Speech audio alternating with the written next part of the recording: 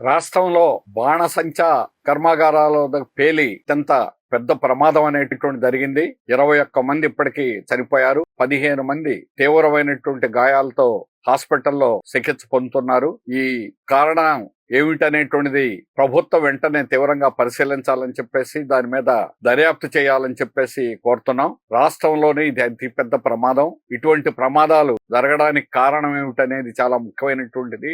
ఇటీవల కాలంలో తనిఖీలు అనేది లేకుండా చేయడం, చట్టాలను సవరించడం, భద్రత విషయాలను పట్టించుకోకపోవడం అనేది ప్రధానమైనటువంటి కారణం. తనిఖీలు లేకపోవడంతో యాజమాన్యాలు ఇష్టం వచ్చినటువంటి విధంగా వ్యవహరిస్తా ఉన్నాయి. చాలా మంది ఇళ్లకు వెళ్లారు భోజనాలు, లేకపోతే ఇంకా పెద్ద ప్రమాదం, ఇంకా ఎక్కువ మంది చనిపోయేవారు. ఎక్కడ ఒకే చోట వరుసగా షాపులు ఉండకూడదు, కానీ 3 షాపులు ఇక్కడ వరుసగా ఉన్నాయి. 3 ఒకేసారి పేలిపోవడం అనేటువంటి జరిగింది. అందులో ఉన్నటువంటి వాళ్ళందరూ 21 మంది చనిపోవడం, మిగిలినటువంటి వాళ్ళు తీవ్రమైనటువంటి గాయాలు పాలయ్యారు. దీనికి సేఫ్టీ ఆడిట్ అనేటువంటి చేయాలి. అలాగే దీన్ని దర్యాప్తు చేస్తే లోతైనటువంటి విషయాలన్నీ కూడా బయటపడతాయి. అందుకని న్యాయ విచారణ అనేటువంటి జరపాలి. రిటైర్డ్ జడ్జి తోటి న్యాయ విచారణ జరపడం తక్షణం చేయాలని డిమాండ్ చేస్తున్నాం. అలాగే చనిపోయినటువంటి కుటుంబాలకి ₹1 నష్టపరిహారం ఇవ్వాలి. అలాగే క్షతగాత్రులైనటువంటి కుటుంబాలకి 50 లక్షల చొప్పున ఇవ్వాలి. వారి యొక్క వైద్యం అనేటువంటిది పూర్తిగా చేయించాలని కూడా CITU రాష్ట్ర కమిటీ తరఫున డిమాండ్ చేస్తాం. ఇట్లాంటి ప్రమాదాలు తరచుగా జరుగుతున్నాయి. ఇది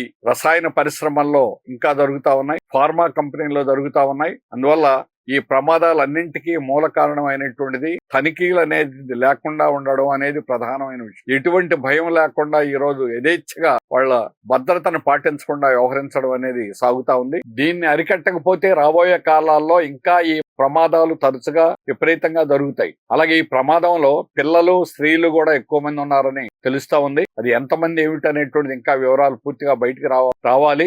ఏదైనా ప్రాణాలనే కూడా ఈ రోజు పట్టించుకోకుండా ప్రమాదాలు జరగడం, యజమాన్యాలు వాళ్ళ యొక్క సొంత లాభాల కోసం ప్రాణాలను ఈ రకంగా బలి తీసుకోవడం అనేది తీవ్రమైనటువంటి చర్య. అందువల్ల CITU దీన్ని తీవ్రంగా ఖండిస్తున్నాం. ఇటువంటి చర్యలు భవిష్యత్తులో జరగకుండా ప్రభుత్వం బాధ్యత వహించాలి. తక్షణమైనటువంటి చర్యలు తీసుకోవాలని CITU రాష్ట్ర కమిటీ డిమాండ్ చేస్తుంది.